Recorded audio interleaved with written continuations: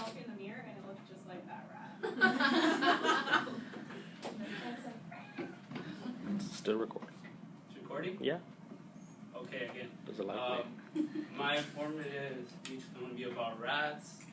Like I said before, that happened. The big ones, not the Mickey Mouse ones. So, anybody want to still give your opinion about rats? Icky, cute? They're really gross. Well, I just want to inform you guys about rats, about, why they shouldn't be viewed as icky, or I try to at least change your mind or inform you about them. And also, I'm going to go a little bit about. Oh, and by the way, I'm a pet owner of a rat. So, show you a little bit of history and bonding with humans, us, how they are like us, and how they can help us. So, according to I would say like an article called The Fancy Rat by, sadly I didn't get his real name, but his username was Grammy26, May 9th of 2012, and it was a website from Evergreen State College, where he states rats and humans, the relationship go way back during the farming days when humans stopped being, nomads, and decided to settle on the land and start farming. And when they started farming, they had to store their surplus, their crops, anything they produced, their goods, into storage houses. And then, because of weather or for shelter, rats started going into those storage places and started eating their foods. And so some of the farmers, they got annoyed, they called them as pests. But then some of them, they saw the different colors and everything. They're like, hey, these guys look cool, so they kept them. And then started breeding them and so on. And fast forward a little bit later in it's called the Victorian era, between that's 1837 and 1901 in Europe, where rats were seen as pests, and they used to control them. They would take them and they'll use them as sport, not as in sports like running and then see who would win. But they would put them in a ring with dogs, and whichever dog killed the most won, and whoever dog that would win the bet. And when Victoria, she was getting annoyed by these pests, and he sent a man called Jack Black, not the actor, but Jack Black, to take care of these pests. And when he was taking care of them, he's the same thing as the farmers. Hey, these guys are, they're cool. They're different styles of the hair color and whatnot. So he kept them, and he started breeding them, which he's responsible for all these different types of breeds. Dumbos with the big ears and different colors. And so if people ever wanted a pet rat, they would go to him. And during that era, they were known as fancy rats. So,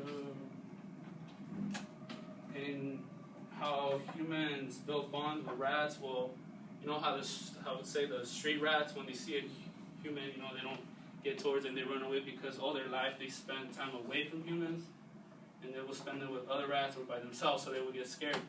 So, to John Moran, in the little blog, Can Pet Rats Bond with People? He explains how humans people can bond with rats, where he suggests that to build a bond with the rat at a young age, where they grow up to get accustomed to you, and you have to build a trust, and it takes patience, and you can bribe them with food, so they can start liking you. And then when you scratch them, it's like you're grooming them, so they'll groom you back, and they'll lick your fingers, they'll even, like you could say, manicure you. And this was like a last minute thing in the morning.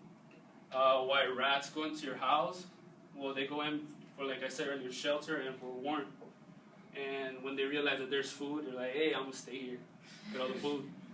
Well, and then recently, right now in Chicago, what's her name? Nesira Kwan, in her news where she calls about rats and home spike as temperature drops in the Chicago area recently. You know how the temperature has gone really, really low? Well, rats can't dig into the ground because the ground is frozen.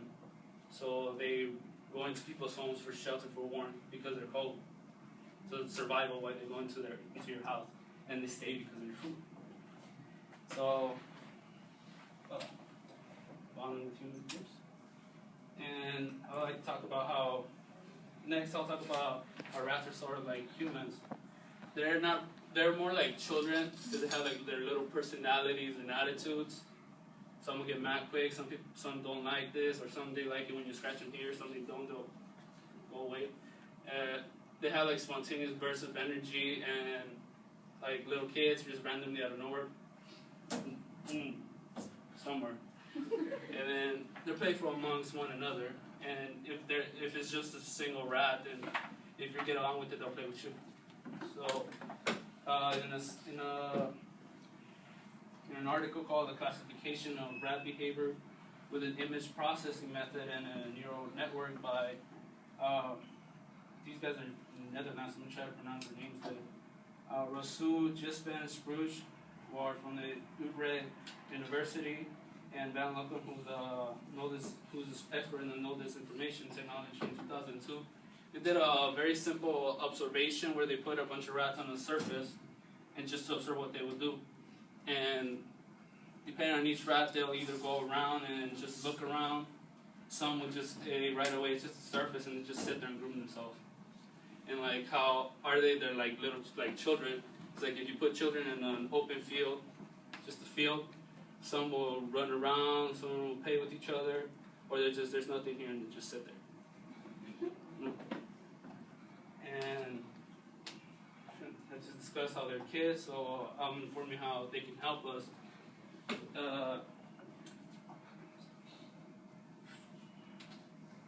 First of all, if you don't want to if you want to have a pet, but you don't want a big pet, a dog or a horse or something, or you just want a pet in general, you can get a rat. They're small. You don't have to. They don't get heavy. They'll just be on your shoulder most of the time. They can help with emotional problems, like for example, in the news article from the Canberra Times by Ewa Kretowicz.